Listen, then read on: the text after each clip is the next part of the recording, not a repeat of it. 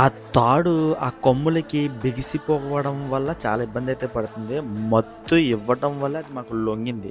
మత్తు ఇవ్వకపోతే అది లొంగదు. మమ్మల్నయితే ఎగరేస్తుంది. ఒక 5 రోజుల నుంచి ట్రై చేస్తున్నాం గానీ, ఏదో ఒకలాగా దాన్ని కోసేద్దామని తాడుని పనవ్వలేదు. మత్తు ఇవ్వడం వల్ల అయితే